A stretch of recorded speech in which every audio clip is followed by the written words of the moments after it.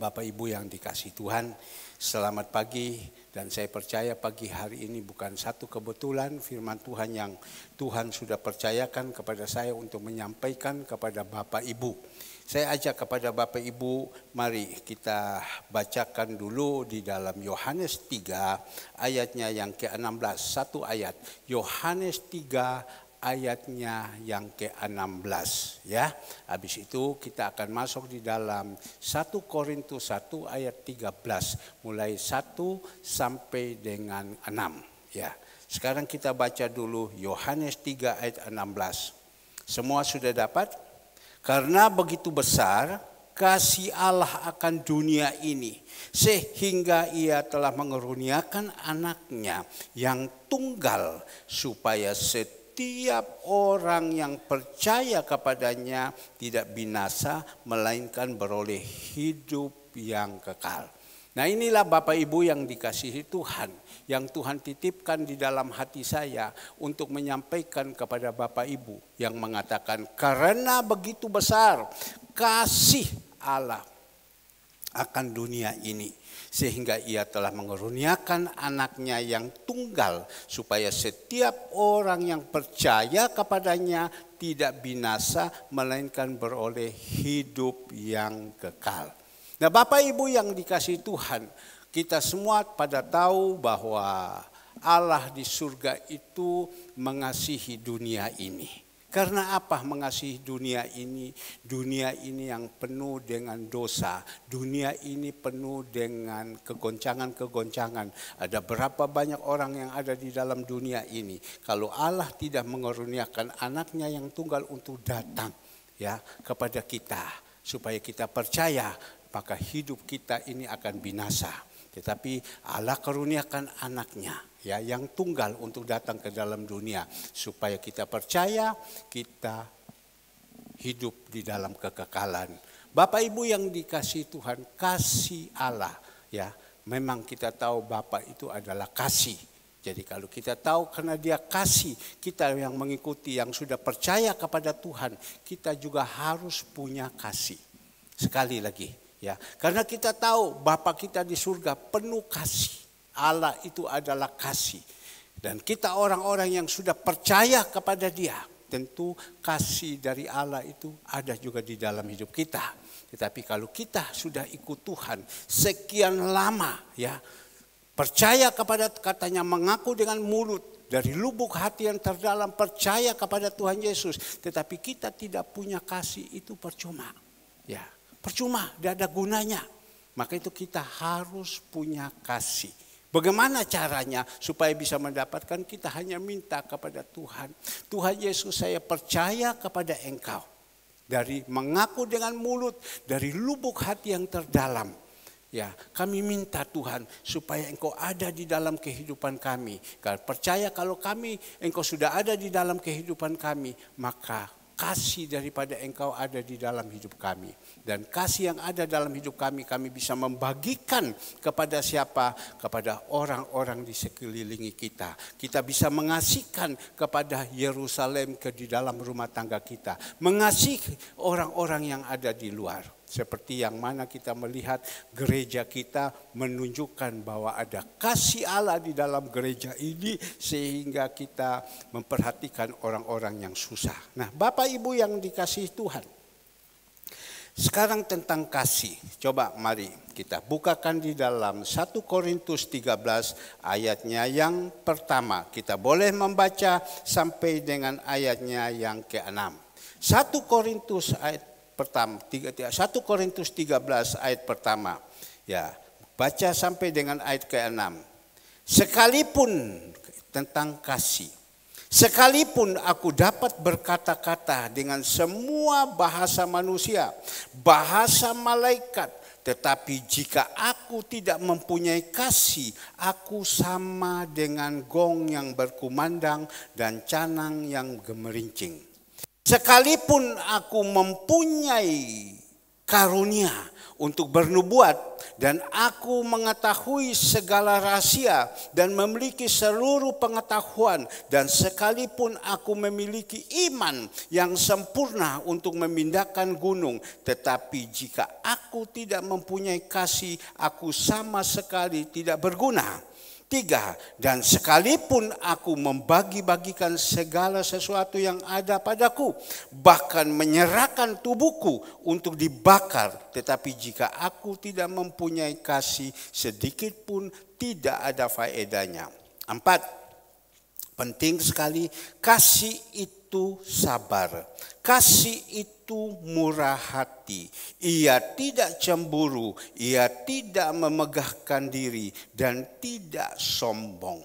5, ia tidak melakukan yang tidak sopan dan tidak mencari keuntungan diri sendiri. Ia tidak pemarah dan tidak menyimpan kesalahan orang lain. Ia tidak bersuka cita karena ketidakadilan, tetapi karena kebenaran. Nah, Bapak Ibu yang dikasihi Tuhan, baru saja kita membaca dan firman Tuhan mengatakan, berbahagialah orang yang sudah membaca, merenungkan, yang paling teristimewa melakukan di dalam kehidupan kita. Nah, pagi hari ini Bapak Ibu yang dikasihi Tuhan, di sini Tuhan mengajarkan kepada kita tentang kasih. Percaya, tadi sudah dikatakan di dalam Yohanes 3 ayat 16, karena begitu besar kasih Allah ya kepada kita, Dia karuniakan anaknya yang tunggal, yaitu Tuhan kita Yesus Kristus. Barang siapa percaya kepada Dia, hidup akan mendapatkan kekekalan, yang tidak percaya binasa. Bagaimana Bapak Ibu yang dikasihi Tuhan?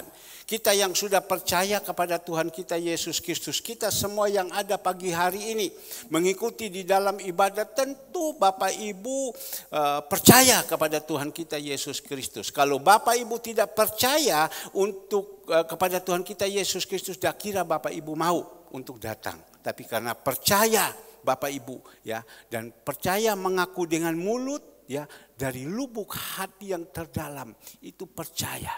Nah, kalau kita sudah mengikuti beberapa lama ini ikut Tuhan, apakah kita ini punya kasih apa tidak? Karena Allah itu adalah kasih. Apakah kita ini punya kasih apa tidak? Bapak Ibu yang tahu, saya tidak tahu. Ya, apakah kita punya kasih apa tidak? Ingat, sebelum tadi di depan kita ada tubuh dan darah Yesus, sebelum kita makan dan minum, ya, sekali lagi sebelum kita makan dan minum Bapak Ibu, ya, sebelum kita makan dan minum, kita harus periksa diri. Seperti juga kita, kalau kita katakan punya kasih, ya, kita periksa diri, apakah kita punya kasih apa tidak? Yang tahu kita pribadi dengan Tuhan. Orang di samping-samping tidak tahu. Suami istri tidak tahu, ya agak mungkin tahu melihat tingkah laku suaminya, tingkah laku istrinya, punya kasih apa tidak. Tapi yang Tuhan mintakan kepada kita, kita yang percaya kepada Tuhan kita Yesus Kristus, roh kasih daripada Bapa turun kepada kita. Kalau roh kasih kepada Bapa turun kepada kita, kita bisa menjadi contoh, kita bisa menjadi terang. Seperti kemarin kita melihat waktu ibu kekasih ini, saya juga tidak tahu bahwa dia ulang tahun. Saya tidak mungkin berpikir semua. Tapi tiba-tiba saya lihat di video, saya sudah berangkat pergi membawa makanan, membagi-bagikan kepada orang. Saya melihat video, waduh, ibu kekasih kami, Ibu Cu, ulang tahun. Ya, mereka dengan begitu kasih, mereka begitu antusias, bukan rotinya yang dikasih, ya, tetapi mereka datang cium kepada dia. Ya, percaya karena ada kasih Yesus.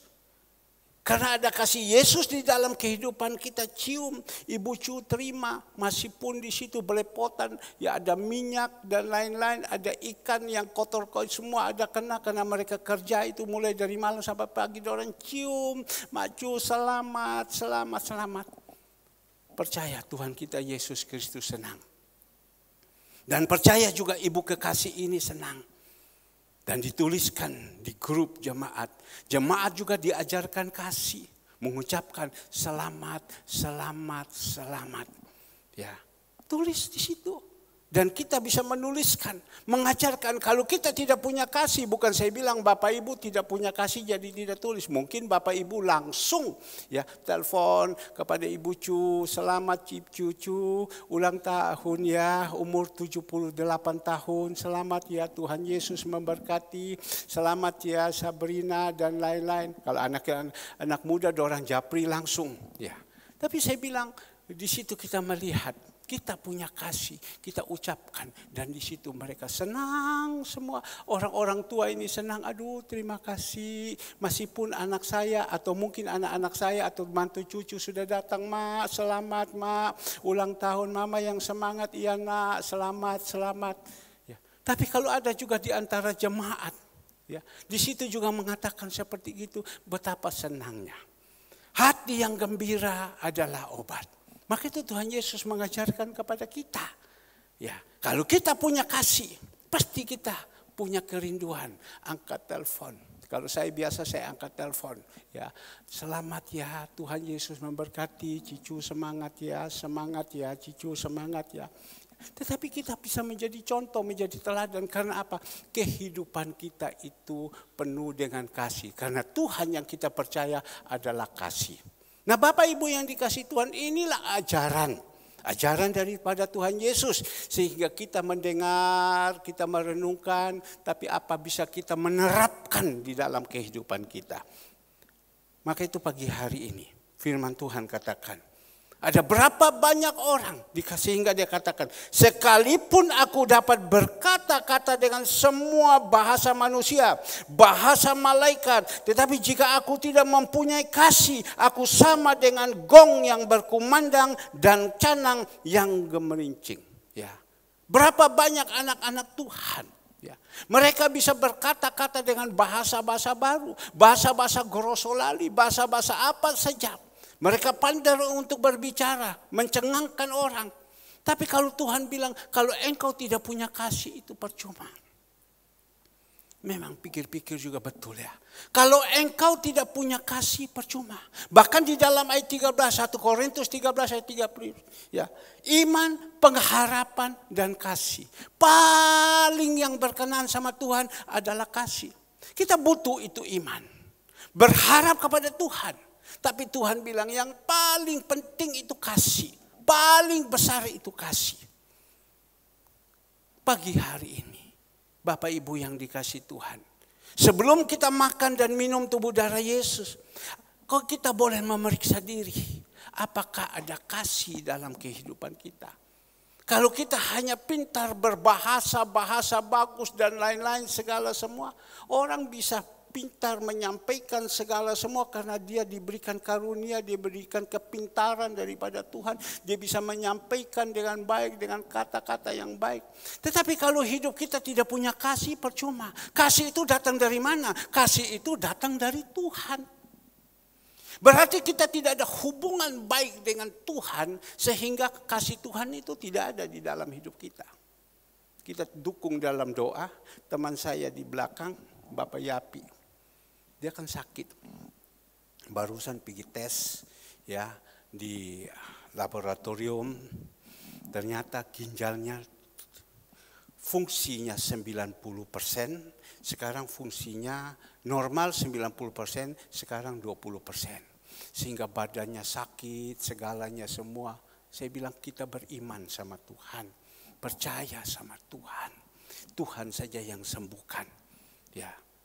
Tuhan saja. Jadi saya perhatikan terus. Wah, saya pikir ini Tuhan kirimkan domba ini betul dulu teman. Tapi bukan satu kebetulan Tuhan izinkan saat ini dia mengalami persoalan.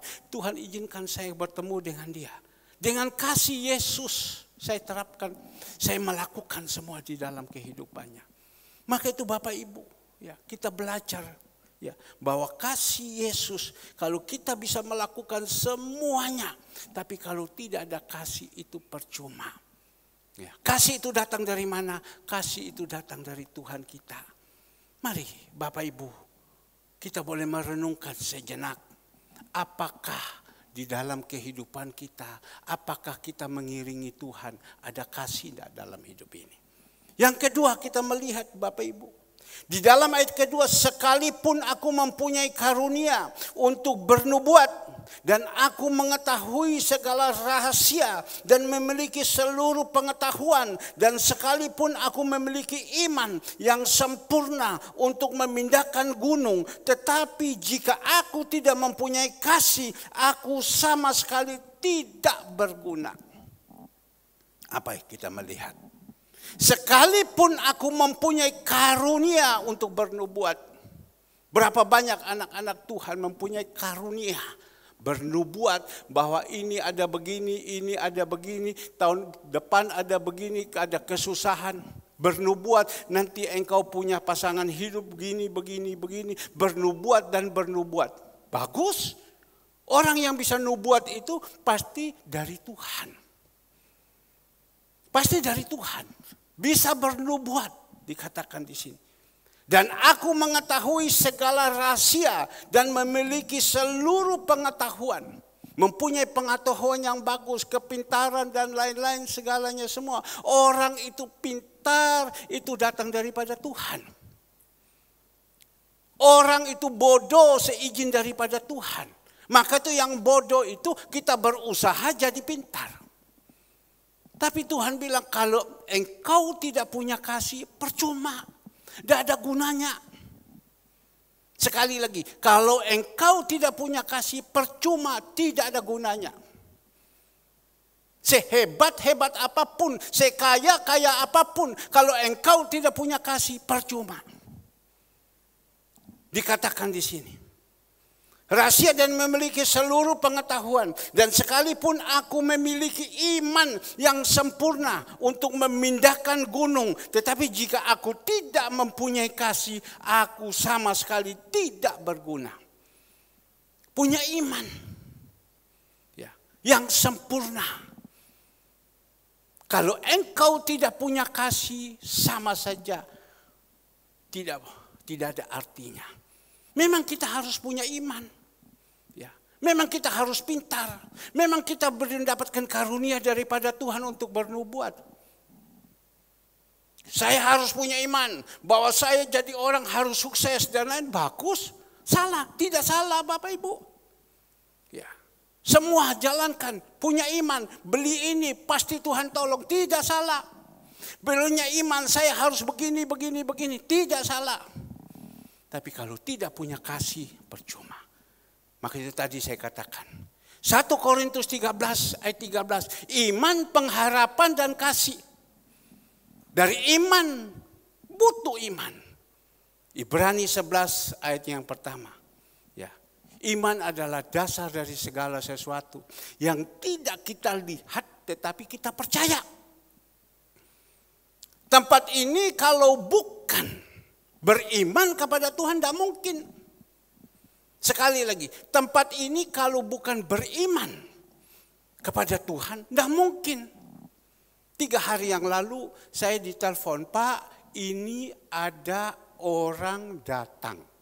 Dari mana? Tidak tahu Pak, orang Belanda. Loh, saya pikir orang Belanda. Siapa orang? Tapi cari Bapak pendeta. Karena dia tahu cari Belanda, orang di Belanda. Oh ya, saya bilang suruh masuk.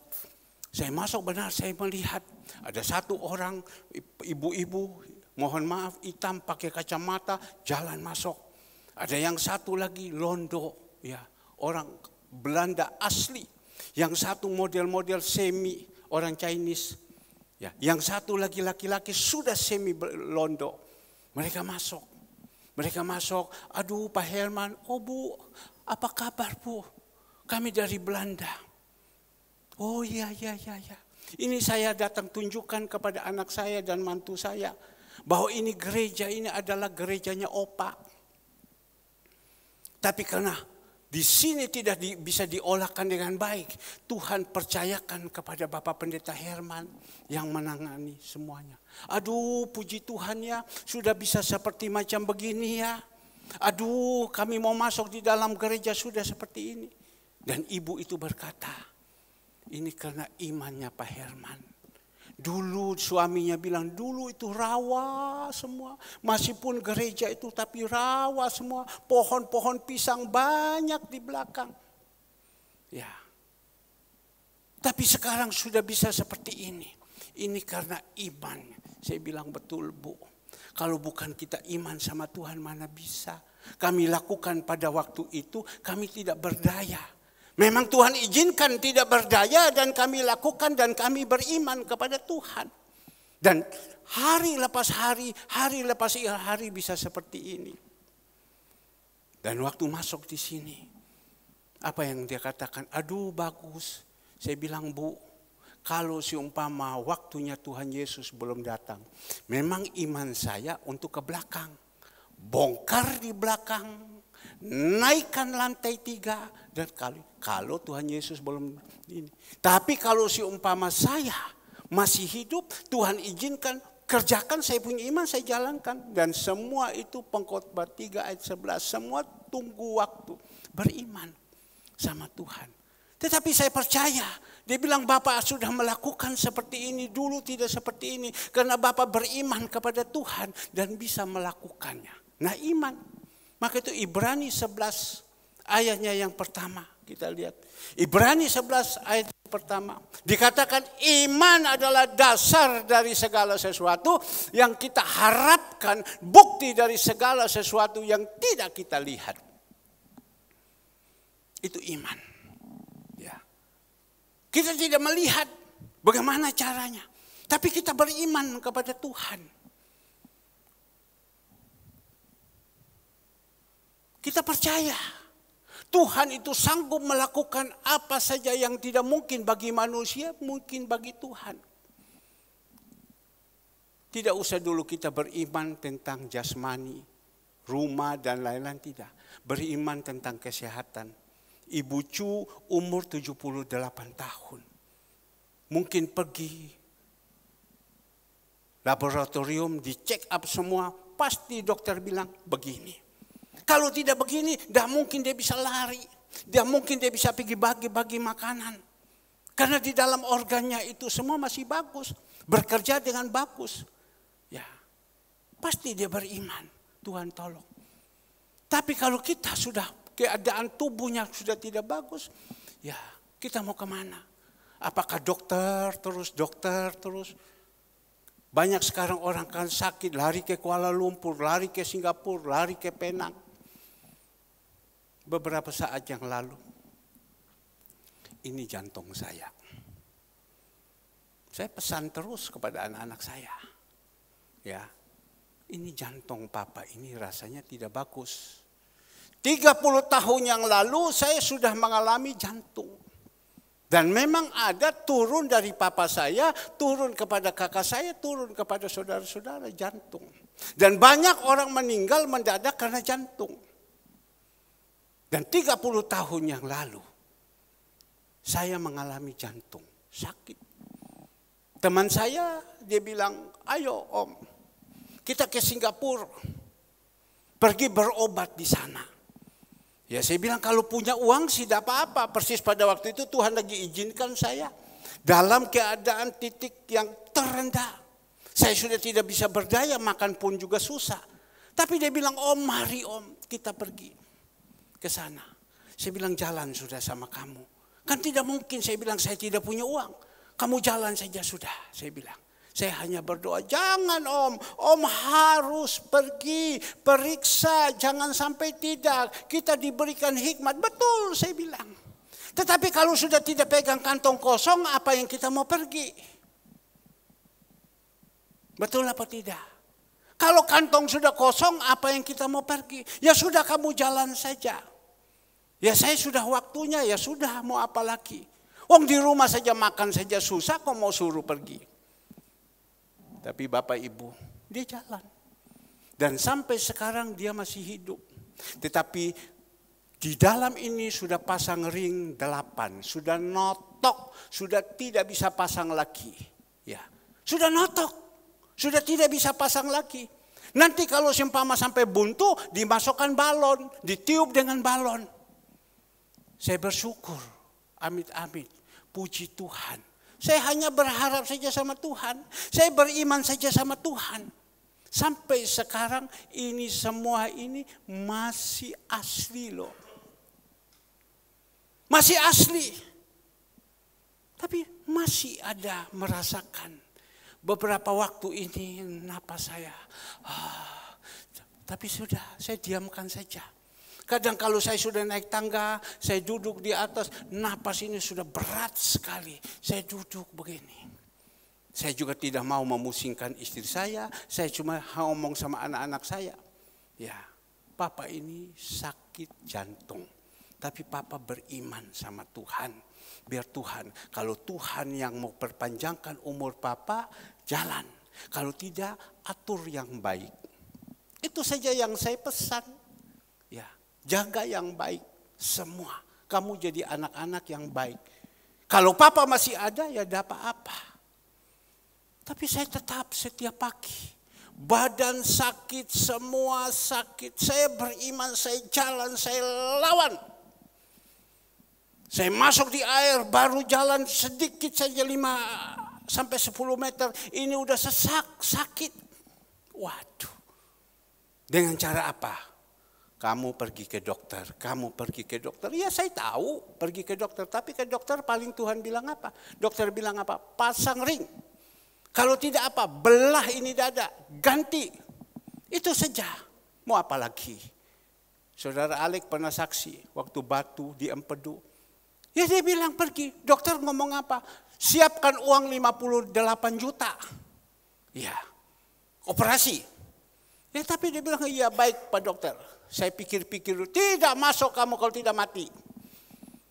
Ya baik Pak Dokter, saya pulang dulu. Sembahyang, iman, kan tidak ada salahnya. Saudara Hengki mengalami juga seperti ini. Ini kebaikan-kebaikan Tuhan yang Bapak Ibu mengalami. Seperti saya ini mengalami. Maka itu kita balas itu kebaikan Tuhan. Saudara Hengki juga kami datang. Dokter bilang begini, begini, begini. Ya dia hanya diam saja. Tapi imannya daripada istrinya tidak. Mau bagaimana? Hitung-hitung uang di saku hanya sekian. Bagaimana? Belum kebutuhan-kebutuhan yang lain. Sudah iman saja. Sampai sekarang Bapak Ibu masih sehat. Saya juga seperti itu. Sakit. Tuhan sakit. Tuhan Yesus. Tuhan Yesus. Sampai pada waktu itu saya jalan di air dan tidak tahu saya sakit. Tuhan Yesus tolong. Napas ini Tuhan Yesus. Napas. Saya angkat tangan. Teman saya yang umur 80 tahun. Yesus, Yesus, Yesus. Ya, ada satu penghinaan. Dan akhirnya dia jalan, mobilnya tabrak. Hancur semua. Ketemu sama saya bilang, jangan mengejek Yesus. Takut dia. Tapi pada waktu saya lagi sakit. Saya bilang, Yesus tolong Yesus. Dia datang lagi, Yesus, Yesus, Yesus.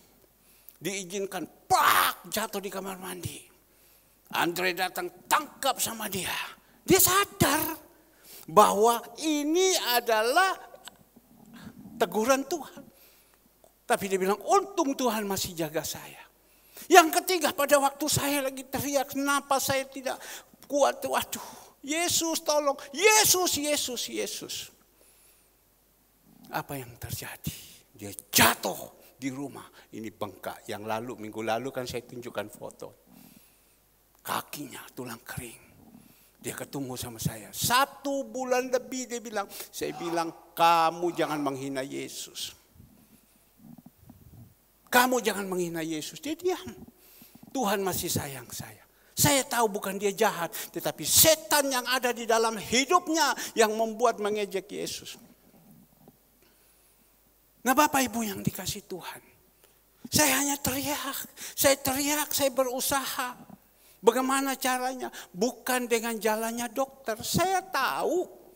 Besok teman saya kena jantung berangkat ke Kuala Lumpur. Dia bilang saya harus siap sampai Teo 300 juta. Ya, saya bilang oke, kamu berangkat sudah ke Kuala Lumpur. Saya harus siap 300 juta.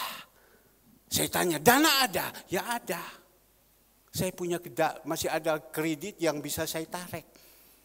Jadi 300 juta untuk memasang ring yang keberapa lagi. Tapi kita ini bagaimana? Tapi kita kan punya Tuhan Yesus yang kita percaya, kita serahkan kepada Tuhan. Mau apa lagi? Kita beriman kepada Tuhan. Tuhan kasih hikmat Bapak Ibu. Ini juga saya rasa bukan konyol, ini satu pengetahuan yang baik. Ada orang mengatakan kepada saya, kalau kamu sakit, ya pertama kamu teriak nama Yesus. Tuhan Yesus tolong saya.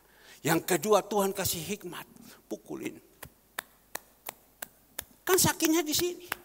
Pukul ini. Pukul ini. Kalau sakit. Pukul ini. Pukul ini. Pukul ini. Saya pukul. Dan sekarang ngos-ngosannya sudah hilang. Masih ada sedikit. Tapi setiap hari saya pukul. Dalam nama Yesus. Dalam nama Yesus. Dalam nama Yesus. Pukul di sini. Pukul di sini. Ya tidak tahu. Dapat dari mana saya juga tidak tahu. Tapi bukti sekarang kan saya enak. Saya berharap saja sama Tuhan. Saya percaya kepada Dia. Memang saya tahu, ke dokter saya tahu. Bukan saya anti dokter, saya juga sering. Ada apa-apa saya telepon dokter, gimana saya flu, saya begini. Ya oke lah kalau dia bilang minum obat murah-murah saya minum. Tapi kalau si umpama sampai suruh pasang ring, sampai suruh ini kemo dan lain-lain, mau jadi apa? Kalau punya uang, tidak berseri ya tidak apa-apa. Tapi kalau tidak punya uang, bagaimana Bapak Ibu? Kita datang kepada Tuhan. Kita datang tersungkur di bawah kaki Tuhan. Kita berharap kepada Dia. Teman saya doakan sama dia. Dia bilang, Om Pendeta, aku lemas Om Pendeta. Tapi karena ada perjamuan kudus, aku datang ibadah Om Pendeta. Saya biar pelan-pelan saya datang. Ya, saya bilang beriman sama Tuhan. Tuhan sanggup menggantikan ginjal yang sudah rusak itu gantikan. Ingat barusan beberapa saat yang lalu, kalau Bapak Ibu ingat, ada orang bersaksi di YouTube, saya merasakan ini, kesaksian ini membuat kita semangat, membuat berikan kita kekuatan. Saya bagi kepada Bapak Ibu. Seorang ibu. Dia dari agama seberang. Ditanya kepada seorang hamba Tuhan. Kenapa kamu kok bisa percaya Yesus? Dia cerita bahwa dia ini dari agama yang lama. Itu sudah sekian lama. Dia hafal semua. Dan di situ dia bilang pada satu saat saya mengalami sakit. Sakit dan saya sudah tidak bisa bangun lagi. Benar-benar berat sekali. Tapi di situ karena anugerah Tuhan, kasih Tuhan di dalam hidupnya. Dia sudah tidak berdaya lagi. Tiba-tiba pada waktu tengah malam dia sedang sembahyang. Menurut agamanya. Dia bilang, nampaklah Yesus di dalam hidupnya. Yesus pegang dia. Dan saat itu Yesus pegang dia. Dan dia yang tidak bisa bangun, dia langsung bisa bangun, dia jalan. Dia pikir ini apakah saya mimpi atau apa? Dia langsung jalan Bapak Ibu. Waktu dia jalan Bapak Ibu, dia jalan semua. Dia merasakan, lu kok saya sekarang sudah sembuh. Dia pergi periksa sama dokter. Dokter bilang segala penyakit-penyakitmu yang ada ini semuanya sudah sembuh. Ini miracle, ini mujizat. Dia panggil sama temannya dan temannya bertanya, apakah engkau punya teman orang Kristen? Oh ada, panggil. Dan orang Kristen itu datang dan dicerita semua. Orang Kristen ini bilang apa? Engkau bersyukur kepada Tuhan. Yang belum kenal dia, Tuhan datang menampakkan diri dan Tuhan menyembuhkan. Saya ini Kristen dari lahir, tidak pernah tahu, tidak pernah ketemu dengan Tuhan Yesus.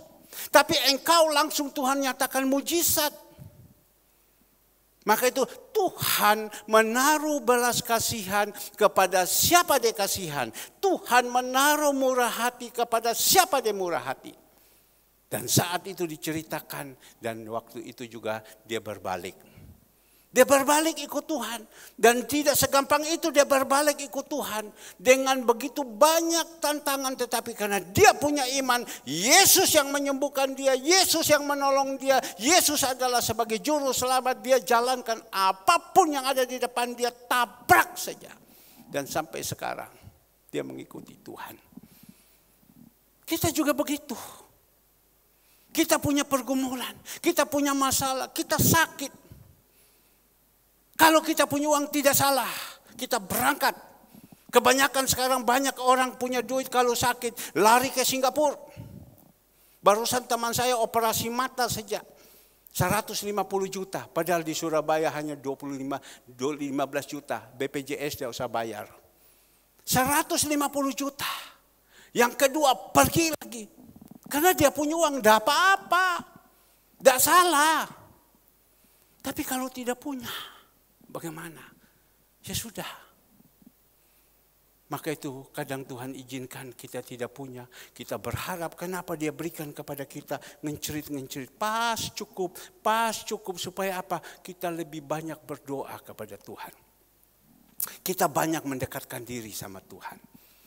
Nah Bapak Ibu yang dikasihi Tuhan, iman. Kita beriman sama Tuhan. Agar supaya Tuhan tolong. Sebentar kita akan makan dan minum tubuh darah Yesus. Ada penyakit apa di dalam hidup kita? Ya. Ada penyakit apa? Kita imani. Tuhan, saya percaya. Sambil kita periksa diri. Saya percaya Tuhan Yesus. Segala penyakit yang ada. Dengan kuasa bilurmu engkau akan menyembuhkan. Kita beriman. Tapi jangan sudah selesai kita beriman kalau baru kita katakan, sakit saya, sakit saya tidak tidur, aduh sakit saya. Sudah habis begitu sakit terus. Yang ada terus, yang ada di dalam hidup kita bersungut. Jalan saja Bapak Ibu, percaya saja sama Dia. Kita semua yang ada sini sudah mengalami mujizat demi mujizat yang Tuhan buat kepada kita. Kita sudah mengalami mujizat-mujizat. Bapak Ibu pernah mengalami tidak mujizat-mujizat pertolongan Tuhan? Kalau sampai Bapak Ibu sudah mengalami mujizat-mujizat dan pertolongan-pertolongan Tuhan, Bapak Ibu juga tidak tahu kamsia sama Tuhan. Ini sudah memang kita jadi orang yang bepo. Artinya bepo itu tidak ada guna. Kalau sudah melihat pertolongan-pertolongan Tuhan yang Tuhan sudah buat, kita tidak bisa mengucap syukur, tidak bisa membalas kebaikan-kebaikan Tuhan. Kita ini bukan manusia. Mungkin saya agak keras, tetapi roh yang ada di dalam suruh saya berbicara supaya saya semangat. Kita harus tahu. Berterima kasih. Jangan kita sudah melihat pertolongan-pertolongan Tuhan yang ada kepada kita.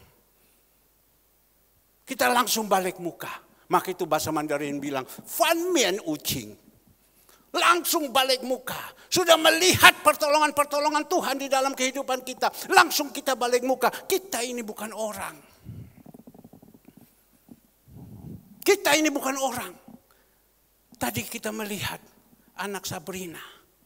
Anak Talia. Umur 25. Dari tahun 2004 kalau saya tidak salah. Dia sudah ada dari kecil. Tuhan sudah jaga dia. Tuhan lindungi dia.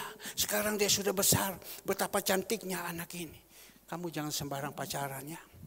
Saya bilang, kamu berdoa sama Tuhan. Biar Tuhan ketemukan yang sama, yang bagus. Jangan kamu ketemu yang salah ya. Ya Om. Ya.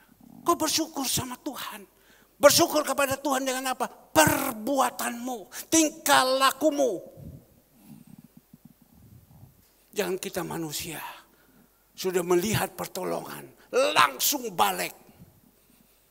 Bapak Ibu, kalau bukan Tuhan yang tolong kita, kita sekarang jadi apa?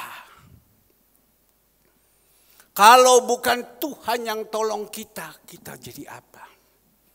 Barusan saya berbicara dengan teman saya, itu juga om daripada Tiffany atau Catherine. Namanya Pak Edi. Pak Edi, bagaimana, apa kabar?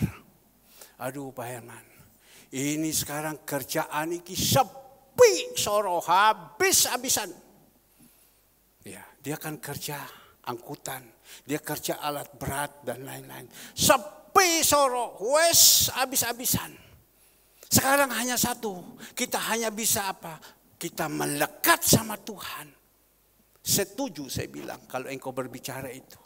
Kita hanya satu, kita melekat sama Tuhan. Kita pakai kekuatan sudah tidak bisa lagi.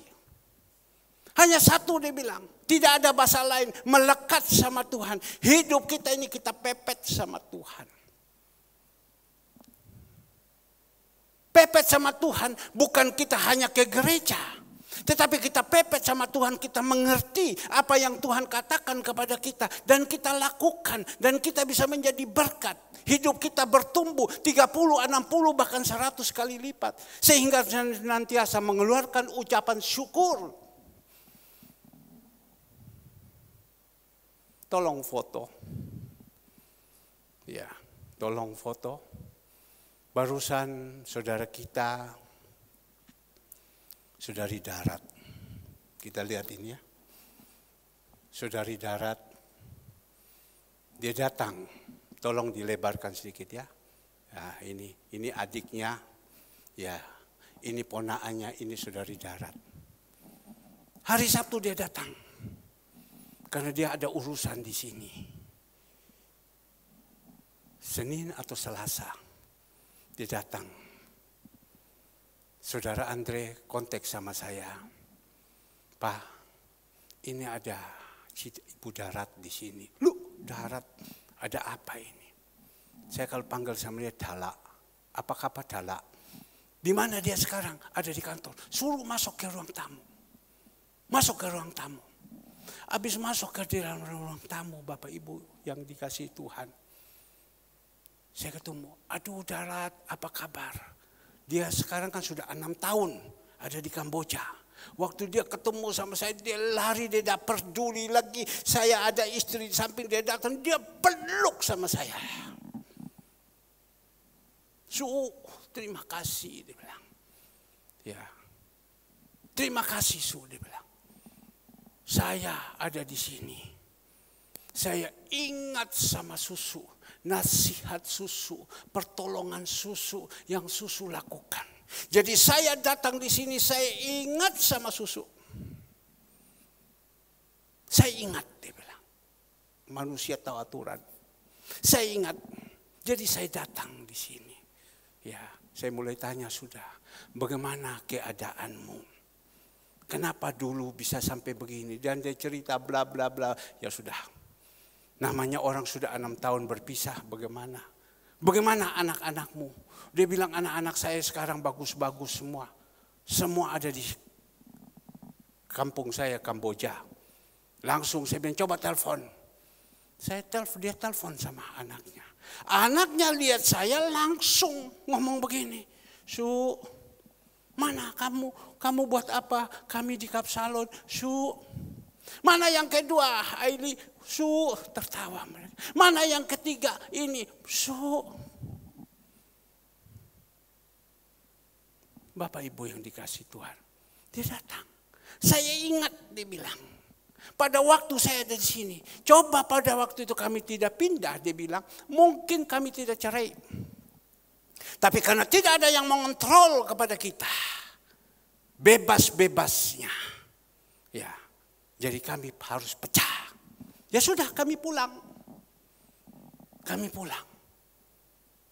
Nah Bapak Ibu yang dikasihi Tuhan. Kita melihat. Kita jadi manusia. Kita harus punya tahu. Jadi manusia.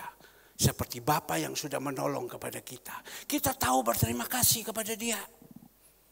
Tadi kita berbicara tentang iman. Kembali lagi. Ya. Beriman itu penting. Tapi Tuhan bilang bukanlah iman saja. Tetapi kalau engkau tidak punya kasih percuma. Bahkan kita melihat Bapak Ibu yang dikasihi Tuhan. Apa yang dikatakan lagi di dalam ayat yang keempat. Ya.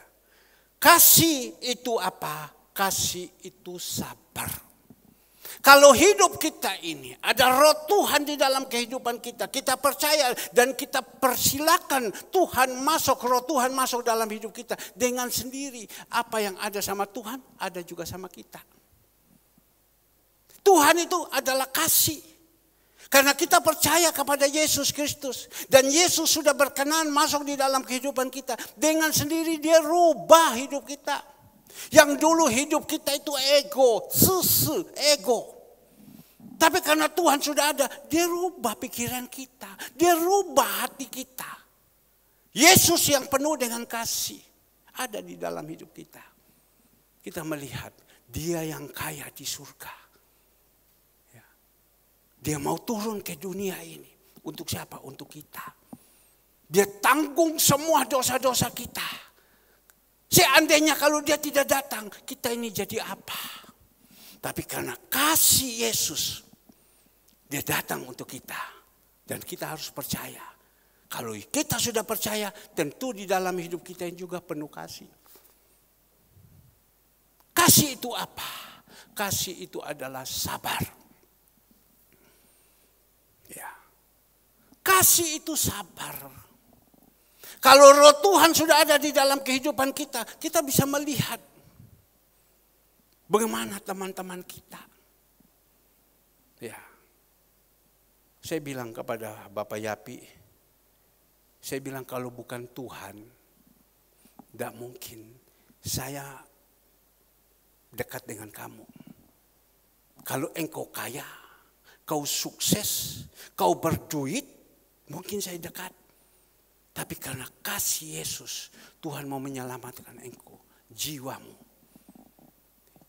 Karena ada kasih Yesus, saya harus punya kesabaran, menangani orang-orang, jiwa-jiwa ini bawa kepada Tuhan. Maka itu kasih itu adalah sabar. Kalau kita sudah ada kasih dalam hidup kita, pasti hidup kita ini penuh dengan kesabaran. Kita belajar Bapak Ibu. Saya melihat berapa banyak orang-orang itu belum stabil. Sedikit ketemu masalah, langsung sumbu pendek, lompat, ngamuk, tak karuan-karuan. Tapi kalau ada kasih Yesus, dia berikan kepada kita ada penguasaan diri. Supaya kita bisa tenang. Saya mau sampaikan tentang kasih. Kemarin hari Sabtu, pagi-pagi, jam 4:30, jam 5, kita mau doa pagi. Saya ngomong kepada saudara Yunus, saya tahu bukan dia jahat, tetapi kegelapan yang ada di dalam dia yang membuat dia seperti itu. Yunus, nanti kamu sudah pindahkan mobil, ya, habis pindahkan mobil, tolong ya itu meja yang sebentar ibu-ibu yang kerja. Tolong dibersihkan, kan tidak salah kan. Dia langsung lihat sama saya. Tahu. Apalagi? Terus tidak usah dia omong-omong terus. Tahu. Saya bilang, kau belum kan untung saja kau tidak ketemu orang Timor sana. Timor itu dari Sumba ada, dari Kupang ada, dari Sabu ada. Itu orang-orang yang saya ini orang Sumba. Ya, tahu. Dia tidak kerja, dia lihat, dia tantang terus. Saya juga tantang sama dia. Wah, saya pikir ini tangan saya lagi frozen shoulder. Kalau dia datang, dia kipeng sama saya, bagaimana? Saya diam. Tuhan bilang, kan mau nyampaikan firman tentang kasih. Kasih itu kan sabar toh. Ya Tuhan. Saya telan. Tapi ini dada, ini darah timur, ini kan darah biru, ini panas. Panas kan? Mama Dope bilang kau tidak tahu. Saya pupe sama kau baru kau tahu sebentar. Pupe itu ini. Tantang terus dilihat sama saya. Tapi kan saya tahu bukan dia. Tapi ada setan yang di dalam. Karena dia tidak simpan Tuhan. Sehingga dia ngamuk.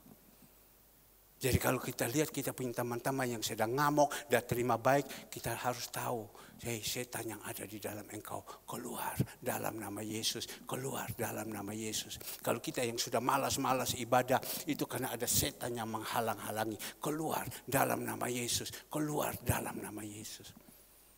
Ditantang terus, sabar Bapak Ibu. Barusan juga, saya pulang, dia lapor sama Andre, kok minta maaf kok, mobil tabrak. Ya, dia tidak lapor saya. Andre juga tidak mau omong. Andre pikir saya diam-diam saja, nanti kalau sampai di sana saya lihat rusak, saya bawa pergi di bengkel, biar papa jangan tahu. Tapi dia lapor, kan saya tidak tenang, dia lapor. Mohon maaf Pak, ya, maaf 1000 maaf, tolong gaji saya jangan dipotong, jangan banyak-banyak potongnya, karena saya ini mau menikah. Kenapa? Dia kasih foto mobil tabrak. Saya ini kalau soal mobil, itu betul-betul seperti apa begitu. Saya langsung. Tuhan bilang, kan mau sampaikan firman. Katanya ada kasih, sabar kan. Saya gigit saya punya lidah. Saya datang, saya lihat ini mobil. Wes jual ini mobil. Andre, panggil orang sekarang, datang lihat, jual. Saya tidak mau lihat ini mobil. Rugi berapa? Jual. Masih ada emosi. Andre tenangkan Papa. Tenang dulu Pak. Tenang.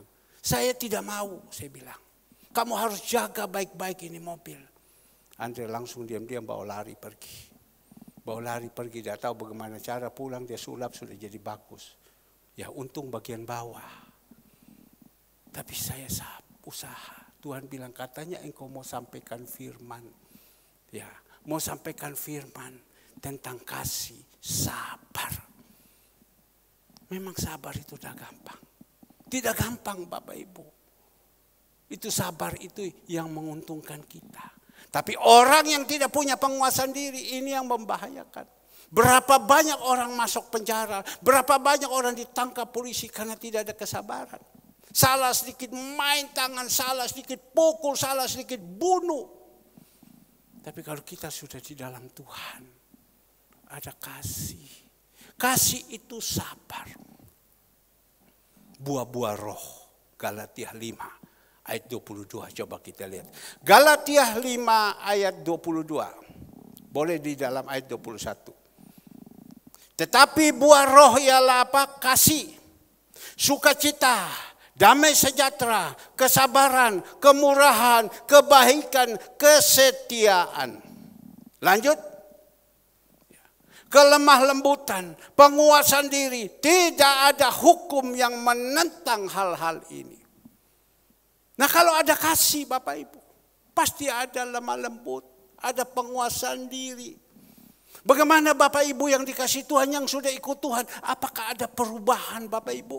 Sudah ikut Tuhan seperti ini? Keluarkan 22, ulang. Apa Bapak Ibu sudah ada buah-buah roh di dalam hidup ini? Apakah Yesus sudah ada di dalam hidup kita? Kalau Yesus sudah ada di dalam kehidupan kita, dengan sendiri itu kasih. Ada sukacita, ada damai sejahtera, kesabaran, kemurahan, dan kebaikan, kesetiaan. Kalau sudah ada kasih. Tapi kalau kasih tidak ada Bapak Ibu. Galatia 5 ayat 19. Orang dunia ya seperti ini.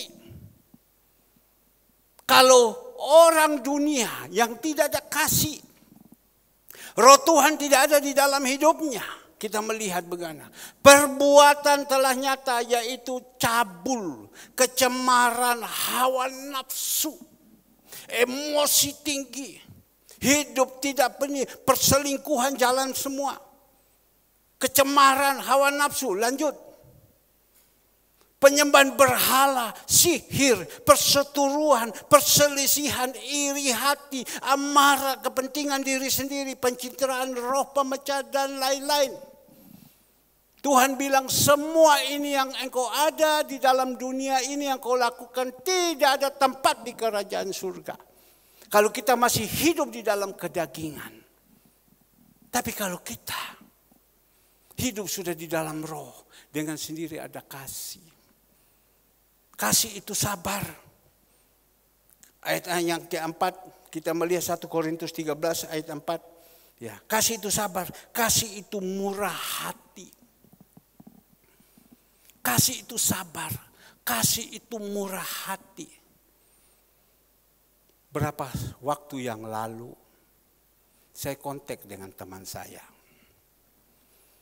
Karena saya lagi urus tanah yang ada di Gunung Gangsir, tanah pekuburan.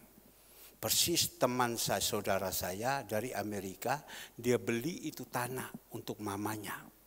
Tapi waktu itu mamanya meninggal, dibawa pulang ke daerah, jadi tanah itu nganggur. Ya, saya berpikir-pikir, ya ini tanah nganggur, daripada bagaimana, ya sudah saya ambil alih ini tanah. Saya tanya sama dia bilang kamu urus saja sudah itu tanah, daripada hilang. Ya, jadi saya urus itu tanah. Saya cek yang punya yayasan ini, pemimpin ini adalah teman saya. Teman saya itu yang punya pasar atom, itu teman saya. Saya hubungi dia, namanya San, saya bilang, kamu yang gini, oh ya gini. Saya omong sama teman saya. Dan teman saya bilang, ini orang ini suka memberi. Bukan teman saya yang punya pasar atom suka memberi, tidak. Berbicara. Saya bilang tolong, bahasa Mandarin itu kalau orang yang murah hati itu apa namanya? Oh, bahasa Mandarin orang yang murah hati namanya kan kai. Orang yang suka memberi. Ya, orang yang murah hati. Bagaimana Bapak Ibu? Adakah Bapak Ibu di sini yang murah hati? Atau begini? Ada? Kalau Bapak Ibu murah hati, coba Bapak Ibu periksa diri Bapak Ibu. Dengan Bapak Ibu suka memberi, apakah ada kekurangan? Kalau Bapak Ibu pelit setengah mati, apa Bapak Ibu berkelebihan? Amsal 11 ayat 24 dan 25. Tuhan bilang, orang yang suka memberi tidak pernah kekurangan. Orang yang bertahan-tahan tidak pernah berkelebihan. Bagaimana di antara Bapak Ibu? Apakah Bapak Ibu ini suka memberi, memperhatikan orang-orang lemah, atau Bapak Ibu ini pelit? Pelit karena alasannya, karena rohaninya tidak bagus. Kalau saya kasih, saya memperhatikan orang susah, bagaimana kehidupan saya? Jadi kalau sudah ada kasih, dengan sendirinya hati ini suka memperhatikan orang susah. Kenapa saya putar terus? Mungkin ada di antara Bapak Ibu bosan kok gereja putar ini terus. Tapi saya ajarkan kepada Bapak Ibu supaya memperhatikan. Karena kita lakukan ini adalah kesenangan Tuhan. Ini kita buat untuk Tuhan. Matius 25 ayat 40. Jawab Yesus, kita melihat.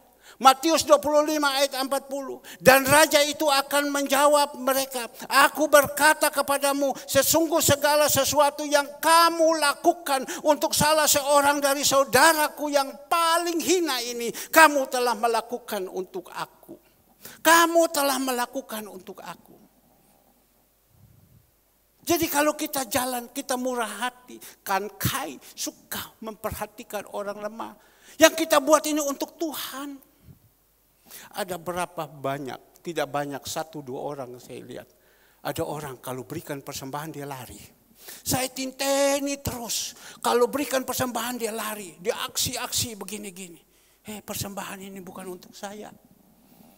Tapi waktu berikan persembahan dia lari. Saya lihat orang ini apa pernah berkelebihan? Tidak, dia tidak pernah berkelebihan, dia kurang terus. Tapi ada orang yang suka memberi, suka memberi. Tolong keluarkan. Amsal 11 ayat 25. Suka memberi, suka memberi, Saya lihat dia tidak pernah kekurangan. Kadang saya melihat orang-orang ini, saya tercengang. Siapa banyak memberi berkat, diberi kelimpahan. Siapa memberi minum, ia sendiri akan diberi minum. Tapi kita beri ini bukan motivasi. Karena memang kita punya orang ini hatinya suka. Suka memberi. Ada kasih agape dari lubuk hati yang terdalam. Tapi kadang ada orang susah. Ya itulah manusia. Maka itu firman Tuhan yang disampaikan dari mimbar ini, sampaikan kepada jemaat. Minggu lalu waktu saya tutup berkat, Tuhan taruh di dalam satu hati saya. Engkau datang dekat kepada seseorang ini. Bisikan dia. Kamu ikut ya, memberi ya, kasih orang itu. Baik Pak, dia bilang. Ya baik. Dan saat itu tidak melihat jumlahnya. tidak melihat ini, tapi kasih. Barusan hari Senin, butuh banyak kebutuhan. Ya, tiba-tiba ada orang satu kirim. Jumlahnya cukup banyak. Ya, dia kirim. Saya melihat begini, oh orang ini memang saya tahu. Dia kalau ini untuk soal memberi, sudah tidak perlu lagi. Pokoknya dia tahu, dia kirim, dia ikut, dia ambil bagian. Saya percaya pasti Tuhan lakukan ini. Apa yang dia katakan? Yang penting kita tidak punya motivasi yang salah. Ya, lakukan. Dan saat itu lakukan, kita jalankan. Nah Bapak Ibu yang dikasihi Tuhan, pagi hari ini, mari kita jadi orang. Kalau kita punya kasih, Bapak Ibu, punya murah hati, suka memperhatikan orang-orang yang susah. Hari Sabtu, pada waktu saya pergi ambil makanan di Mama Dope, saya memang sudah cari ini orang tua ini. Waktu saya cari ini orang tua, pagi-pagi sudah ada pemulung yang biasanya langganan. Dia datang sama saya. Pada waktu dia datang sama saya, dari jauh saya sudah lihat, oh ya, saya lihat sama dia. Saya harus datang sama dia. Kenapa Bu? Ya Pak, dia bilang, aku di luar saja, aku minta beras Pak untuk makan. Aku minta beras Pak. Baik Bu ya, tunggu ya. Ya, saya masuk ke dalam. Saya bilang kamu masuk ke dalam. Pada waktu masuk ke dalam dia ngomong sama saya, Pak, dos jangan dikasih. Aku harus diancam. Kon ojo jalu dos ya, itu punya saya. Ya, jangan minta dos ya, itu punya saya. Wes tidak usah macam-macam, jangan takut saya bilang. Ya, saya tanya, kamu itu dos untuk apa di belakang? Oh Pak, itu punya saya. Kalau kau punya, keluarkan, jual. Kalau tidak saya kasihkan orang. Ya, kasihkan orang. Saya suruh ambil beras, kasih. Wah, mereka tidak terima. Padahal mereka ini orang suka sembahyang. Mereka bilang tuman dan lain-lain. Tapi saya bilang sudahlah, jadi wong sing api. Ya, perhatikan ini orang-orang ini. Saya jalan waktu saya pergi lagi ambil makanan, saya lihat ada ibu tua satu, Bapak Ibu. Mungkin sudah umur 80, dia pikul itu dos kosong, dia pikul itu rosoan. Saya tanya sama dia, Bu, selamat pagi. Dia lihat saya, oh ya Pak, ya mau beras, mau, dia bilang. Ayo ke gereja sana. Langsung dia datang ke gereja, kasih nasi, kasih sama dia, kasih lagi apa sama dia. Rasanya ini kalau tidak memberi, rasanya ini susah ini hati, kasih. Nah Bapak Ibu yang dikasihi Tuhan, pagi hari ini, mari. Ya, agar supaya kita jadi anak-anak Tuhan, minta sama Tuhan, agar supaya Tuhan rubah kepada kita. Dan yang ketika kita melihat kasih itu murah hati, ia tidak cemburu, ia tidak memegahkan diri dan tidak sombong. Kalau orang yang punya kasih, dia tidak cemburu. Kenapa orang ini dikasih, kenapa saya tidak dikasih? Ya. Kenapa orang ini dikasih, kenapa saya tidak dikasih, itu namanya cemburu.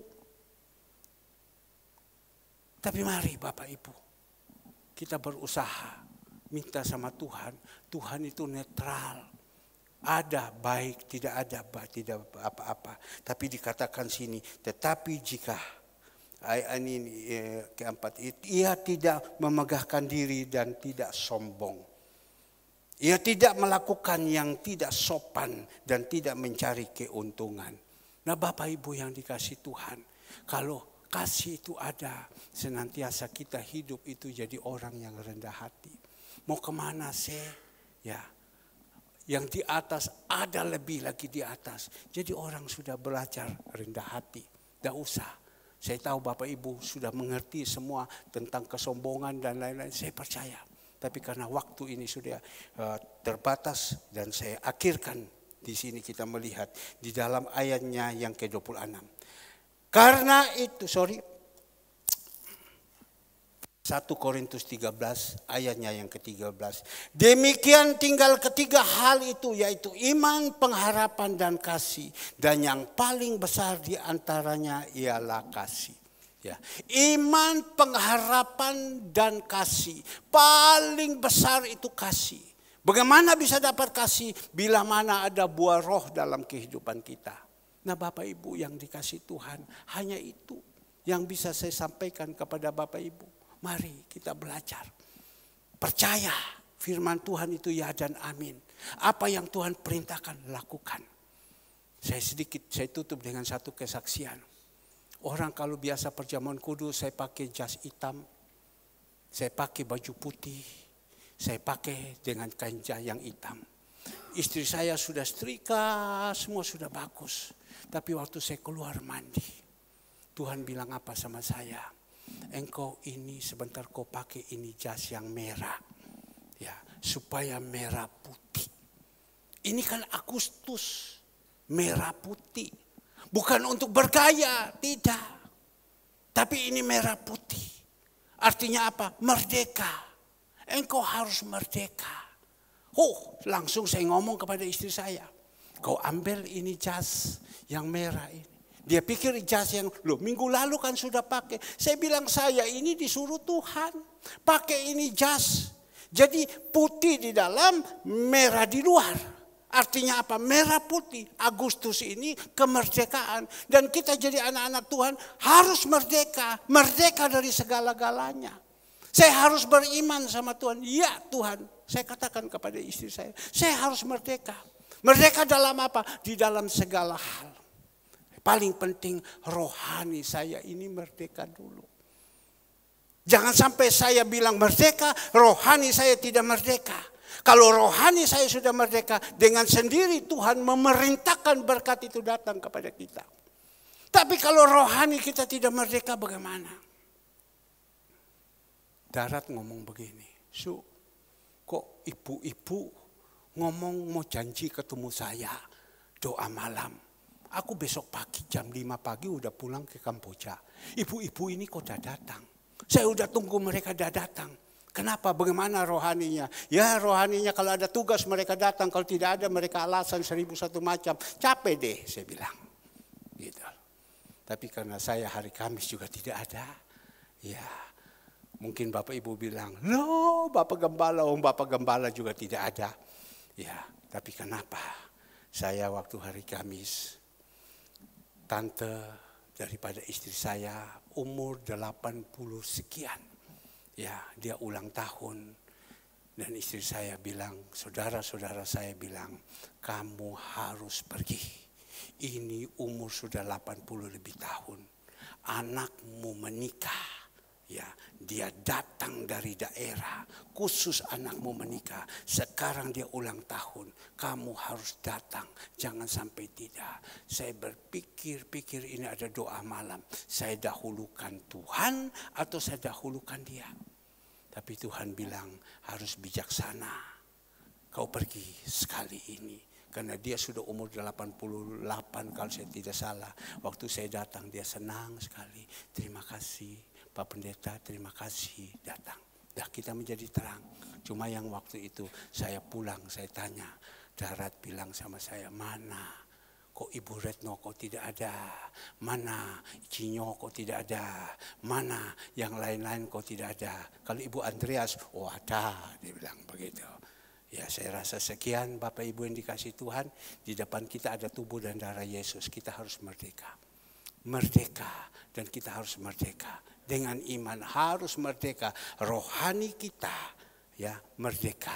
Dengan sendiri jasmani juga harus merdeka. Tapi kalau rohani kita tidak merdeka percuma. Oke, saya minta pemusik singer, ayo.